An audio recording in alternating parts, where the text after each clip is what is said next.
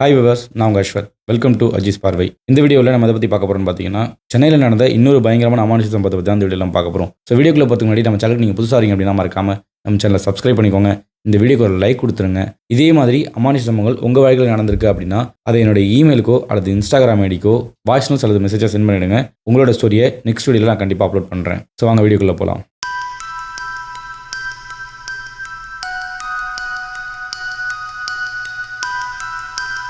இப்போ நம்ம பார்க்க போகிற விஷயம் பார்த்தீங்கன்னா 2011 ஆரம்பித்த விஷயம். ஸோ அதை பற்றி நம்ம பின்னாடி பார்ப்போம். சென்னையில் பூந்தமல்லி அப்படின்ற ஏரியாவை சேர்ந்த வினோத், அதே தெருவை சேர்ந்த ரம்யா, இவங்க ரெண்டு பேருமே சொந்தக்காரங்க தான். அதாவது வினோத் வந்து ரம்யாவுக்கு அத்தை பையன், ஓகேங்களா, சொந்தக்காரங்க. வினோத்துக்கு வந்து ரம்யாவை ரொம்ப பிடிச்சிருக்கு.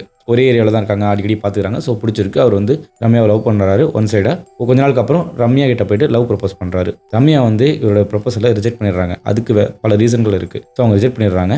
கொஞ்சம் மாதத்துக்கு அப்புறம் ரம்யா வீட்டில் வந்து செங்கல்பட்டில் ஆல்ரெடி லேண்ட் வாங்கி வச்சுருக்காங்க. அந்த லேண்டில் இப்போ வீடு கட்டிட்டு அங்கே அவங்க ஷிஃப்ட் ஆகி போயிட்டாங்க. அவங்க மாறி போனாலுமே வினோத் வந்து தொடர்ந்து ரம்யாவை அப்ரோச் பண்ணிகிட்டே இருக்காரு, லவ் ப்ரப்போஸ் பண்ணிகிட்டே இருக்காரு, ரிஜெக்ட் பண்ணிகிட்டே இருக்காங்க. ஒரு கட்டத்துக்கு மேலே ரம்யா வந்து வினோத்கிட்ட சொல்லிடுறாங்க, நான் வேற ஒருத்தரை லவ் பண்ணுறேன், அதனால் உங்கள் மேலே எனக்கு அந்த ஃபீலிங்கே இல்லைன்னு சொல்லிடுறாங்க. அதுக்கப்புறம் இந்த விஷயத்த ரம்யா வந்து அவங்க வீட்டில் சொன்ன பிரச்சனையாகவும் சொல்லிட்டு அவங்களோட சித்தப்பா பொண்ணுகிட்ட இந்த விஷயத்தெல்லாம் சொல்கிறாங்க. சொல்லும்போது அவங்க சித்தப்பா பொண்ணு அவங்களும் சொந்தக்காரங்க தான் இல்லையா வினோத்துக்கு, அதனால் அவங்களோட சித்தப்பா பொண்ணு வினோத்கிட்ட போய் அப்ரோச் பண்ணுறாங்க. இந்த மாதிரிலாம் விஷயம் இருக்குது, ஸோ இதுக்கு மேலே நீங்கள் அவங்கள வந்து தொந்தரவு பண்ணாதீங்க அப்படின்னு சொன்னதுக்கப்புறம் வினோத் வந்து எந்த பதிலும் சொல்ல அவர் தனியாக போயிட்டார். ரொம்ப நாளுக்கு வினோத் பார்த்தீங்கன்னா தனிமையாகவே இருக்கார், ஒரு லவ் ஃபெயிலியர் ஃபீலிங்கில் இருக்கார்.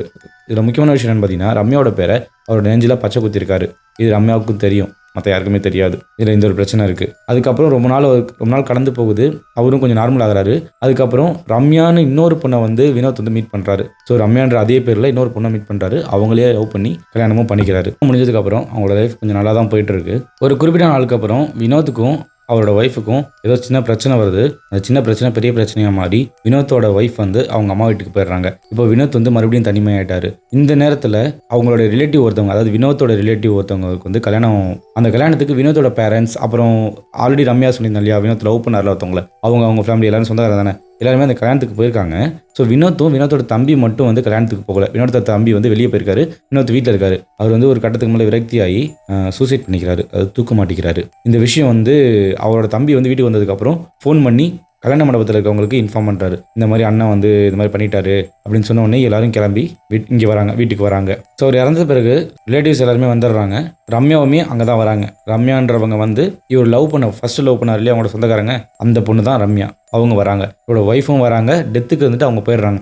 ஏன்னா இவங்களுக்குள்ள அவ்வளோ பெரிய பிரச்சனை வந்துருச்சு போல இருக்குது. அதனால் அவங்க அந்த அளவுக்கு பெருசாக கண்டுக்கல. வினோத்தோட பேரண்ட்ஸில் பார்த்தீங்கன்னா வினோத்துக்கு அம்மா மட்டும் தான் இருக்காங்க, அப்பா கிடையாது. அதனால் வினோத் அம்மா வந்து அவங்ககிட்ட தனியாக இருப்பாங்க அப்படின்றதுனால ரம்யா என்ன பண்ணுறாங்கன்னா வினோத் அம்மா கூட தங்கிக்கிறாங்க. 16 நாள் காரியம் முடிகிற வரைக்கும் நான் அத்தை கூட இருக்கேன் அப்படின்னு சொல்லிட்டு அவங்க அங்கேயே தங்கிக்கிறாங்க. யாருன்னா ரம்யா. அவங்க அங்கே தங்கும்பொழுது ஒரு நாள் ராத்திரி அவங்க வீட்டில் தூங்கும்பொழுது அவங்களோட பக்கத்தில் பார்த்தீங்கன்னா வினோத்தோட அம்மா படுத்திருக்காங்க, இவங்க பக்கத்தில் படுத்திருக்காங்க, ரம்யா. 2 பேர் தான் படுத்திருக்காங்க. ஒரு கொஞ்ச நேரத்துக்கு அப்புறம் பார்த்தீங்கன்னா ஒரு 11:30-12 மணிக்கு மேலே பார்த்தீங்கன்னா வினோத்தோட வீட்டு மாடியில் ஒரு ரூம் இருக்குது. அதுதான் வினோத்தோட ரூமு.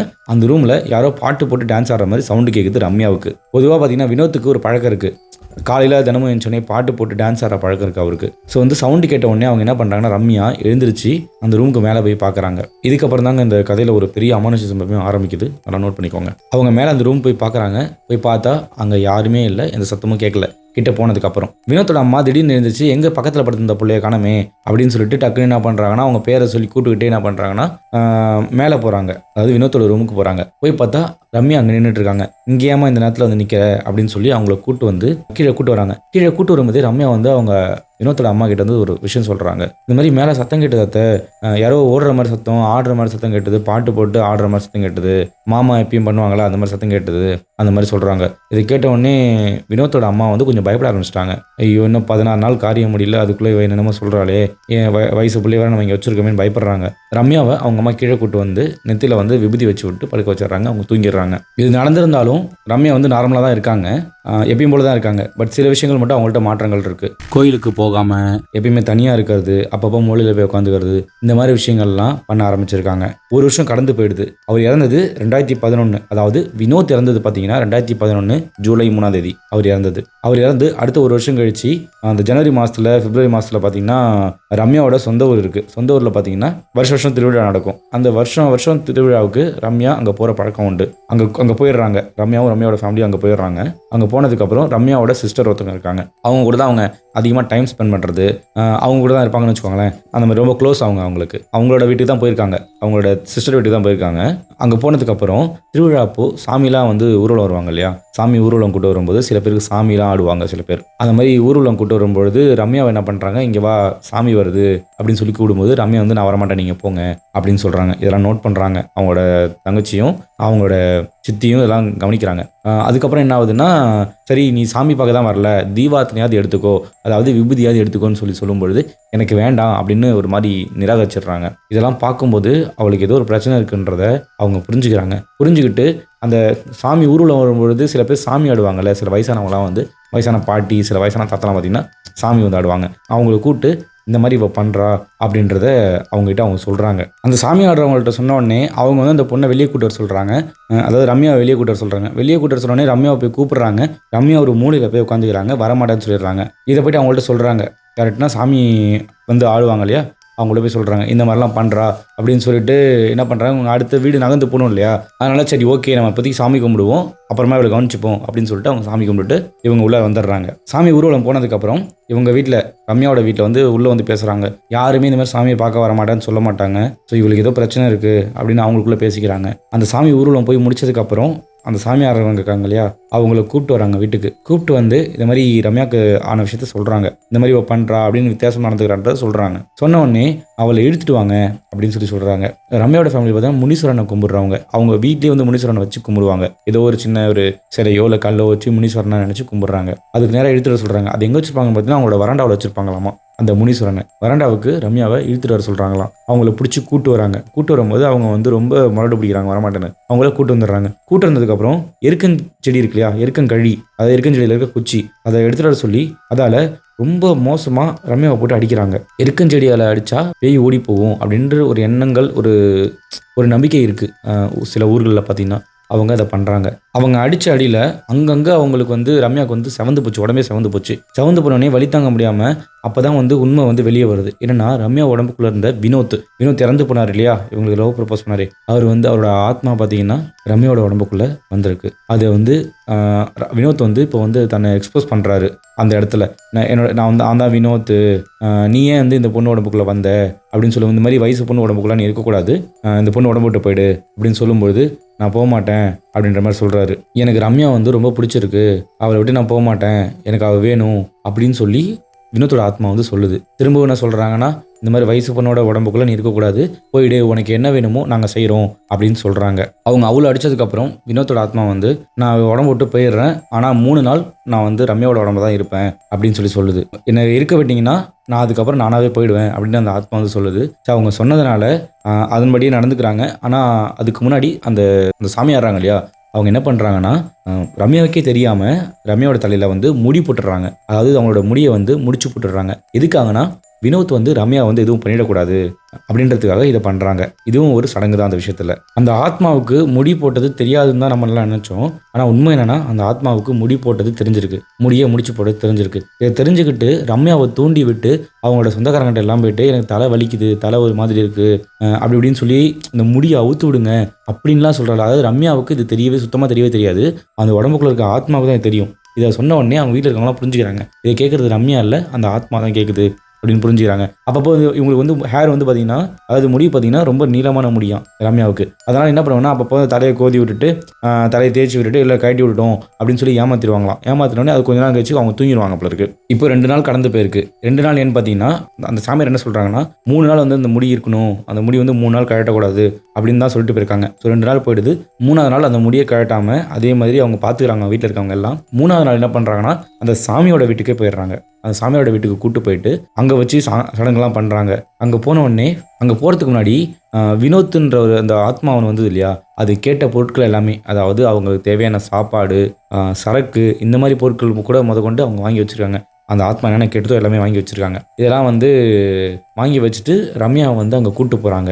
சாமியாரோட வீட்டுக்கு கூப்பிட்டு போய் அந்த முடியை கழட்டின உடனே பார்த்தீங்கன்னா வினோத் மறுபடியும் முழுசாக வந்து ரம்யாவோட முக்கில் வந்துடுறாரு. ரம்யா பார்த்தீங்கன்னா 40 கிலோ தான் இருப்பாங்க, 35லேருந்து 40 கிலோ தான் இருப்பாங்க. ஆனால் வினோத் பார்த்தீங்கன்னா ரொம்ப குண்டாக இருப்பாராம். அவர் ரொம்ப உடல் பருமனா 100 கிலோ கிட்ட இருப்பாராம் அவர். அந்த நேரத்தில் ரம்யா உடம்புல வினோத் வந்த உடனே பார்த்தீங்கன்னா நல்லா இருந்த ரம்யா, அதாவது ஒல்லியாக இருந்தவங்க திடீர்னு 30 கிலோவில் இருந்தவங்க 100 கிலோ ஆனால் எப்படி இருக்கும், அதாவது அவங்க உடம்பு ஊதுனா எப்படி இருக்கும் அதே மாதிரி ஊதுறாங்க. அவங்க முகமெல்லாம் மாறலை, அவங்க முகமெல்லாம் ரம்யா மாதிரி தான் இருக்குது. உருவம் மட்டும் வினோத் மாதிரி 100 கிலோவுக்கு ஊதி போகிற மாதிரி மாறிடுறாங்க. அவங்க மாறின பிறகு வினோத் எப்படி வந்து சிகரெட் பிடிப்பாரோ அதே மாதிரி சிகரெட் பிடிக்கிறாங்க. சரக்கு பாட்டில் வந்து 4 பாட்டில் வாங்கி வச்சிருக்காங்க.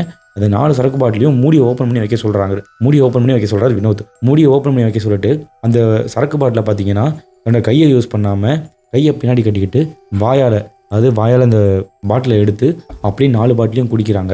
இது குடிக்கிறது பார்த்தீங்கன்னா ரம்யா, பட் அவங்க உடம்புல இருக்கிறது வினோத். அவர் தான் இது எல்லாத்தையுமே பண்ணுறாரு. அவர் சாப்பிட்ற சாப்பாட்டையும் பார்த்தீங்கன்னா ரொம்ப ஆக்ரோஷமாக சாப்பிட்றாரு. ஒரு மாதிரி அதிகமாக அள்ளி நிறைய சாப்பிட்றாரு. அவர் எல்லாமே சாப்பிட்டதுக்கு அப்புறம் அவர் கேட்டது எல்லாமே நிறைவேறிடுச்சு இல்லையா? நிறைவேறினதுக்கப்புறம் என்ன பண்ணுறாரு வினோத், என்ன பண்ணுறாருன்னா ரம்யாவோட உடம்பை விட்டு போகிறாரு. ரம்யாவோட உடம்பை விட்டு போன உடனே ரொம்ப உடல் பருமனாக இருந்த ரம்யா பார்த்தீங்கன்னா மறுபடியும் அவங்களோட பழைய நிலைமைக்கே வராங்க. இதை பார்க்கறதெல்லாம் பார்த்தீங்கன்னா அவங்களோட சொந்தக்காரங்க தான் பார்த்துட்டு இருக்காங்க. இந்த கதையை நம்மளுக்கு சொன்னது பார்த்தீங்கன்னா அவங்களோட தங்கச்சி தான் இந்த கதையை நமக்கு கிளியராக எக்ஸ்பிளைன் பண்ணாங்க. கதை இன்னும் இருக்குது, அவங்க தான் எக்ஸ்பிளைன் பண்ணாங்க. ஏன்னா இதெல்லாம் அவங்க நேரில் நின்று பார்த்துட்டு இருக்காங்க. இவங்க எனக்கு சொன்னதுனால தான் நான் இதை இவ்வளோ கிளியராக உங்களுக்கு எக்ஸ்பிளைன் பண்ணிகிட்டு இருக்கேன். அந்த 100 கிலோ உடம்பு இருந்த ரம்யா பார்த்தீங்கன்னா மறுபடியும் அவங்களோட நார்மல் எடைக்கே வராங்க. அதாவது 35 to 40 கிலோ எடைக்கே மறுபடியும் வராங்க. வினோத் என்ன தான் வந்து ரம்யா உடம்பு விட்டு போயிருந்தாலும் திரும்பவும் ரம்யா உடம்புக்கு வினோத் வந்துடக்கூடாது அப்படின்றதுனால அந்த சாமி ஆடுறவங்க என்ன பண்ணுறாங்கன்னா ரம்யாவோட உடம்புல சாமியை இறக்கணும். சாமியை இறக்குனாதான் அந்த வினோத் வந்து திரும்பவும் வந்து ரம்யா உடம்புக்குள்ளே வரமாட்டான் அப்படின்னு சொல்கிறாங்க. அங்காளம்மன் சாமி இருக்கு இல்லையா, அந்த அங்காளம்மன் சாமியை வந்து ரம்யா உடம்புக்குள்ளே இறக்கணும் அப்படின்னு சொல்கிறாங்க. அவங்க உடம்புல இருக்கிற சாமி வந்து அவங்கள்ட்ட போகக்கூடாது அப்படின்னா அவங்களோட நாக்கில் வந்து அலகு குத்தணுமா. அலகு குத்துனாதான் சாமி அவங்கள்ட்ட போகாது. அது மட்டும் இல்லாமல் ஒரு மண்டலம், அதாவது 48 நாள் கழித்து கும்பம் வச்சு படைக்கணும் அப்படின்னு சொல்கிறாங்க. கும்பம் வச்சு படைக்கிறது அப்படின்னு என்னன்னு பார்த்தீங்கன்னா அந்த சாமிக்கு பிடிச்ச சாப்பாடெல்லாம் சாமிக்கு வச்சு படைக்கிறது தான் கும்பம் வச்சு படைக்கிறது. 48 நாள் முடிஞ்சு இதை பண்ணணும் அப்படின்னு அந்த சாமி ஆடுறவங்க வந்து ரம்யாவோட சொந்தக்காரங்கள்ட்ட சொல்கிறாங்க. ரம்யாவோட அம்மாவும் அப்பாவும் மட்டும்தான் ஊரில் இருக்காங்க. ரம்யா மட்டும்தான் இங்கே இருக்காங்க, அவங்க ஊருக்கு வந்திருக்காங்க. ஸோ வந்து இந்த விஷயத்த வந்து ரம்யாவோட சித்தி பார்த்தீங்கன்னா ரம்யாவோட அம்மா கிட்டே அப்பா கிட்டே சொல்கிறாங்க. சொன்னால் அவங்க இந்த விஷயத்த நம்பலை. அவங்க ஏதோ சொந்தக்காரங்க வந்து போய் சொல்கிறாங்க நமக்கு. அது மட்டும் இல்லாமல் இந்த விஷயத்தெல்லாம் செய்யணும்னா செலவாகுன்ற மாதிரிலாம் யோசிச்சுக்கிட்டு அவங்க வந்து இதை நம்பாமல் விட்டுறாங்க. சரி நீங்கள் நம்புறீங்க நம்பலை, பட் இந்த மாதிரி கும்பம் வச்சு படைச்சிருங்க அப்படின்னு மட்டும் சொல்லி அவங்கள அவங்க வீட்டுக்கு அமுச்சு விட்றாங்க. யாரும் ரம்யாவை அவங்க வீட்டுக்கு அமுச்சு விட்றாங்க. ஏன் வந்து அவங்க வீட்டில் பண்ண சொல்கிறாங்கன்னா அந்த சாமியார் வந்து தெளிவாக சொல்லியிருக்காரு. என்னென்னா கும்பம் வச்சு படைக்கிறது வந்து இங்கே பண்ணக்கூடாது, சொந்தக்காரங்க ஊரில் இருக்காங்க இல்லையா, இங்கே பண்ணக்கூடாது, ரம்யாவோட சொந்த வீட்டில் தான் பண்ணணும், அவங்க வீடு எதுவோ அங்கே தான் பண்ணணும் அப்படின்னு சொல்கிறாங்க. அதனால தான் அவங்க அப்பா அம்மா கிட்ட சொல்லி அவங்க அப்பா அம்மாவை பண்ண சொல்கிறாங்க. அவங்கள்ட்ட சொன்னாலும் அவங்க இதை நம்பலை. சரின்னு சொல்லி இதை பண்ண சொல்லி அமுச்சிடுறாங்க. அங்கே ரம்யா போனால் ரம்யாவோட அம்மாவும் அப்பாவும் இதை வந்து பெருசாக எடுத்துக்காம கும்பம் வச்சு படைக்காமல் விட்டுடுறாங்க. இந்த கும்பம் வச்சு படைக்கிறது வந்து அந்த சாமி ஆடுறவங்க மட்டும் சொல்ல, ரம்யா உடம்புக்குள்ளே வந்து சாமி, அதாவது ரம்யா மூலியமாகவும் சொல்கிறாங்க. எனக்கு வந்து ஒரு மண்டலம் கழிச்சு, அதாவது 48 நாள் கழிச்சு கும்பம் வச்சு படைக்கணும் அப்படின்னு ரம்யா உடம்புக்குள்ள இருக்க சாமி சொல்கிறாங்க. அந்த சாமி ஆடுறவங்க சொல்கிறாங்க. அதனால தான் மெனக்கிட்டு அவங்க வீட்டை சொல்கிறாங்க. ரம்யாவை அவங்க வீட்டுக்கு அனுப்பிச்சதுக்கப்புறம் ரம்யாவோட அப்பா மட்டும் தான் இதை முடியாதுன்னு சொல்கிறாரு. ரம்யாவோட அம்மா ஒரு 2-3 நாளில் வந்து அவங்கள பார்த்துட்டு அவங்களோட ஆக்டிவிட்டிஸ் வித்தியாசமாக இருக்குன்றதுனால தன்னோட பொண்ணை காப்பாற்றணும் அப்படின்ற எண்ணத்தில் இவங்க பண்ணணும்னு நினைக்கிறாங்க. ஆனால் ரம்யாவோட அப்பா பார்த்தீங்கன்னா அது வந்து வேண்டான்னு சொல்லிடுறாரு. ஏன்னா அவருக்கு இது நம்பிக்கை இல்லாமல் இருக்கா, இல்லை செலவாகும்னு பயந்துக்கிட்டு இது பண்ணுறாரான்னு யாருக்கும் தெரியல. பட் இதை வந்து பண்ணாமல் விட்டுடுறாங்க. அந்த மாதிரி அவங்க உடம்புல சாமி தங்கணுன்றதுக்காக அலகு குத்துனாங்க இல்லையா, அலகு குத்தும் பொழுதே அவங்க கையில் வந்து ஒரு கயிறு கட்டியிருக்காங்க அந்த சாமியை வேண்டிட்டு. அந்த கயிறு கட்டினதுனால அந்த கும்பம் வந்து படைக்கலைனாலும் அந்த கயிறு கட்டின ஒரே விஷயத்தினால வினோத்தால் மறுபடியும் அவங்க உடம்புக்குள்ளே வர முடியல. ஆனால் வினோத் பார்த்தீங்கன்னா அடிக்கடி, அதாவது அவங்க வீட்டுக்கு வெளியே ரம்யாவுக்கும் அவங்களோட தம்பிக்கும் கீழே தான் ரூம், அதாவது ஃபர்ஸ்ட் ஃப்ளோரில் தான் ரூம், அதாவது கிரவுண்ட் ஃப்ளோரில் தான் ரூம், தனி ரூம், அவங்களுக்கு தனி ரூம், அவங்க தம்பிக்கு தனி ரூம், அவங்க அம்மாவும் அப்பாவும் மேலே ஃபர்ஸ்ட் ஃப்ளோரில் தங்கியிருப்பாங்க. ரம்யாவோட ரூமில் வந்து ஜன்னல் இருக்கும். ஜன்னலோட லெஃப்ட் சைடு பார்த்தீங்கன்னா தோட்டம்னா நம்ம வீட்டை வந்து வாழை மரம் இந்த மாதிரிலாம் சின்ன ஒரு 4 மரம் வச்சுருப்போம் இல்லையா, அதாவது வேலிக்குள்ளே மரங்கள் இருக்குது. கொஞ்சம் பரந்த வீடு அவங்க வீடு. அங்கே என்ன ஆகுதுன்னா அந்த ஜன்னலுக்கு வெளியே நின்றுக்கிட்டு வினோத் வந்து ரம்யா வந்து கூப்பிட்றாரு, வா மாமா கிட்ட வா, ஏன் மாமா வீட்டு போனேன், மாமாவுக்கு ஒன்று ரொம்ப பிடிக்கும், மாமா பாரு மழையில் நினைக்கிறேன், குடை எடுத்துருவா அப்படிலாம் சொல்கிறாரு. யாரு வினோத் வந்து சொல்கிறாரு.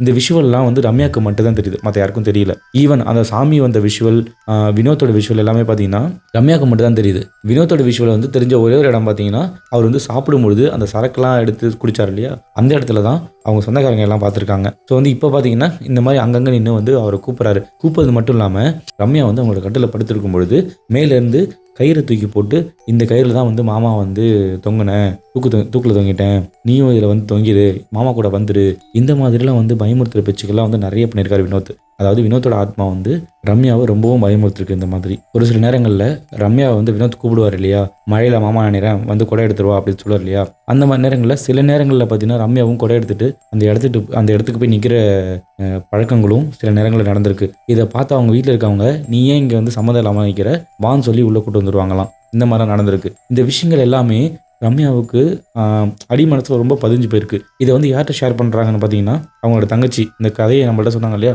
அவங்கக்கிட்ட தான் இந்த விஷயத்தெல்லாம் ஷேர் பண்ணுறாங்க, சொல்லி ஃபீல் பண்ணுறாங்க. இந்த மாதிரிலாம் இருக்குது, இந்த மாதிரிலாம் இருக்குதுன்னு சொல்லி ரொம்ப ஃபீல் பண்ணி அழுகுறாங்க. இந்த பிரச்சனை பார்த்தீங்கன்னா ரம்யாவுக்கு ரொம்ப வருஷமாக தொடர்ந்து இருந்துகிட்டே இருக்குது. இந்த பிரச்சனை யார்கிட்ட அவங்க வீட்டில் சொன்னாலும் இதை பற்றி பெருசாக அவங்க நம்பலை. இதை நம்புற ஒரே ஒரு ஆள் பார்த்தீங்கன்னா அவங்களோட தங்கச்சி மட்டும்தான். அதனால தான் அவங்கள்ட்ட மட்டும் சொல்லிட்டு இருக்காங்க. ரம்யாவுக்கு வருஷம் வந்து அவங்க ஊருக்கு திருவிழாவுக்கு போகிற பழக்கம் இருக்குது. நான் ஆல்ரெடி சொல்லியிருக்கேன். அவங்க அந்த பிரச்சனைக்கு அப்புறம் எப்போ திருவிழாவுக்கு ஊருக்கு போயிருந்தாலும் அந்த திருவிழா அன்னைக்கு பார்த்தீங்கன்னா, அல்லது திருவிழாவுக்கு முன்னாடி ஒரு நாள் 2 நாள் முன்னாடியோ அவங்களுக்கு பீரியட்ஸ் வந்துடுமா. அவங்களால கோயிலுக்கு போக முடியாத சுச்சுவேஷன் ஏற்பட்டுருமா. அதனால் என்ன பண்ணுவாங்கன்னா, ஊர்லேருந்து தள்ளி தான் இருப்பாங்க போல இருக்குது. அந்த ஊரில் தான் இருப்பாங்க. கோயில் திருவிழாவுக்கு போயிருப்பாங்க. ஆனால் கோயில் திருவிழாவுக்கு அவங்களால போக முடியாது. அந்த மாதிரி சுச்சுவேஷன் வந்திருக்கு. இந்த மாதிரி கிட்டத்தட்ட ஒரு 5 வருஷம் கடந்து வந்துடுது. அதாவது 2016 வரைக்கும் கடந்து வந்துடுது. ஆனால் இவங்க வந்து ஊருக்கு போயிருந்தாங்களே ஒரு வருஷம், அந்த பேய் ஓட்டுனதுக்கு அப்புறம் அடுத்த வருஷம் போயிருக்காங்க இல்லையா, அந்த வருஷம் அவங்களுக்கு பீரியட்ஸ் ஆகிடுது.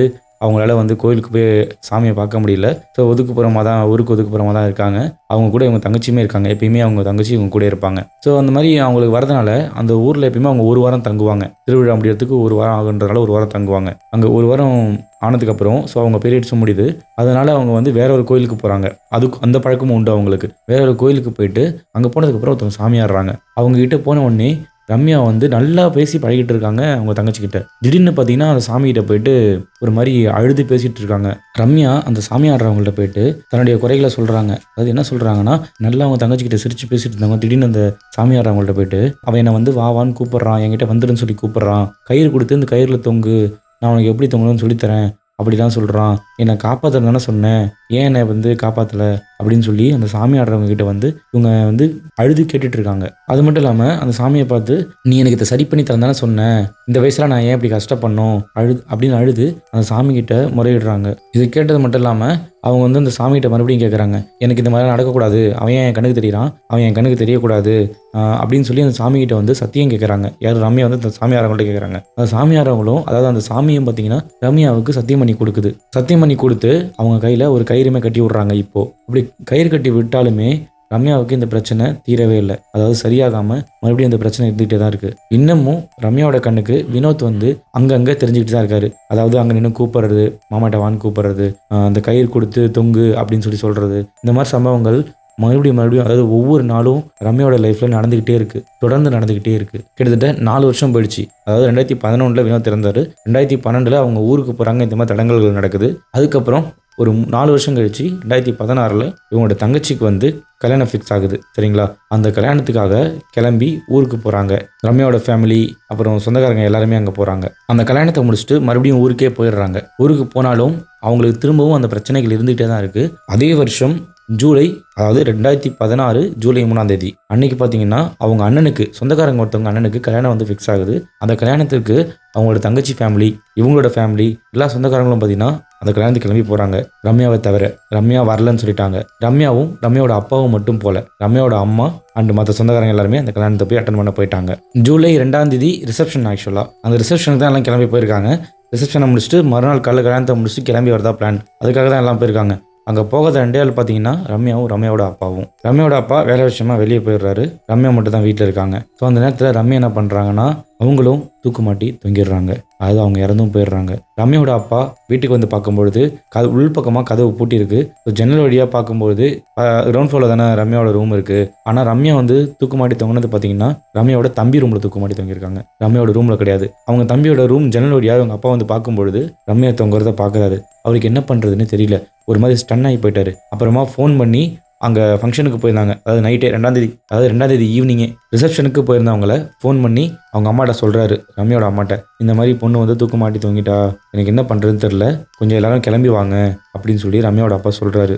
அவர் தனியாக இருக்கார் இல்லையா, அவருக்கு என்ன பண்ணுறதுன்னு தெரில, பயத்தில் அங்கேயே உட்காந்துருக்காரு. அங்கே போனவங்கலாம் அடிச்சு பிடிச்சி ஏதோ ஒரு வண்டியை பிடிச்சி சென்னைக்கு கிளம்பி வந்துடுறாங்க. வந்து பார்த்தா இவங்க இறந்துட்டாங்க. இருந்தாலும் எப்படியாவது காப்பாற்றிருப்பாங்கன்ற ஒரு நம்பிக்கையில் அவங்க அம்மா எல்லாருமே வராங்க. வந்து பார்த்தா ரம்யா இறந்து போயிடுறாங்க. ரம்யா இறந்தது ஜூலை 2ஆம் தேதி 2016. வினோத் இறந்தது ஜூலை 3ஆம் தேதி 2011. அவங்க இறந்தது அவங்களோட தம்பி ரூமில் தூக்கு மாட்டி இறந்துட்டாங்க. ஒரு வாரம் கழிச்சு ரம்யா இறந்து போன அதே ரூமில் பார்த்தீங்கன்னா அவங்க தம்பி படுத்திருக்க கட்டில் ஒரு வாரம் கழிச்சு தானாகவே உடையுது. அந்த ரூமில் யாரும் படுத்துல, ஆனால் அந்த கட்டில் வந்து ஒரு வாரம் கழிச்சு தானாகவே உடையுது. இது முதல் சம்பவம். ரெண்டாவது பார்த்தீங்கன்னா அவங்க வந்து தூக்கு மாட்டி தொங்கினாங்க இல்லையா, சீலிங் ஏதோ ஒரு ஹூக்குலேயோ இதுலையோ மாட்டியிருக்காங்க. ஹூக்குலேயோ இதுலையோ வந்து கயிறை போட்டு மாட்டி தொங்கியிருக்காங்க. அந்த சீலிங்கும் பார்த்தீங்கன்னா ஒரு வாரத்திலேயே வந்து சீலிங்கும் புட்டுக்கிட்டு கீழே விழுந்திருக்கு. அது உடஞ்சி கீழே விழுந்திருக்கு. இதில் ஒரு முக்கியமான விஷயம் நோட் பண்ண வேண்டிய விஷயம் என்னன்னு பார்த்தீங்கன்னா ரம்யாவுக்கு அந்த சீலிங் எட்டவே எட்டாது. இவங்க வந்து ரொம்ப ஒரு நார்மலான ஹைட் தான் இருப்பாங்க.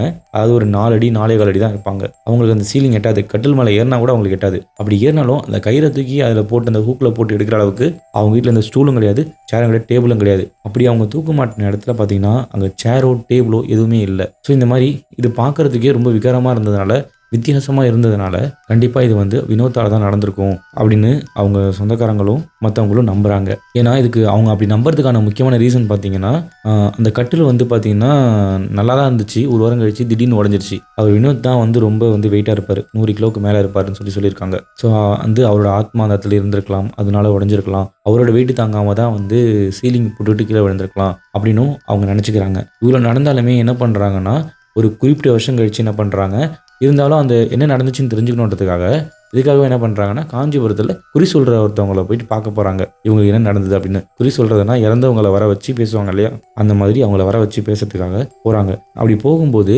ரம்யாவோட அம்மா பார்த்தீங்கன்னா தன் பொண்ணுடைய பொருள் எதாவது கேட்பாங்களோ, அவளை வர வைக்கிறதுக்கு அவளோட பொருள் எதாவது கேட்பாங்களோன்னு சொல்லிட்டு ரம்யாவோட செயினை வந்து பர்ஸில் எடுத்துகிட்டு போகிறாங்க. ஒரு சின்ன பர்ஸில் அங்கே போகிறாங்க. காஞ்சிபுரம் போனதும் அங்கே குறி சொல்கிறவங்க உடம்புல வந்து ரம்யா வராங்க.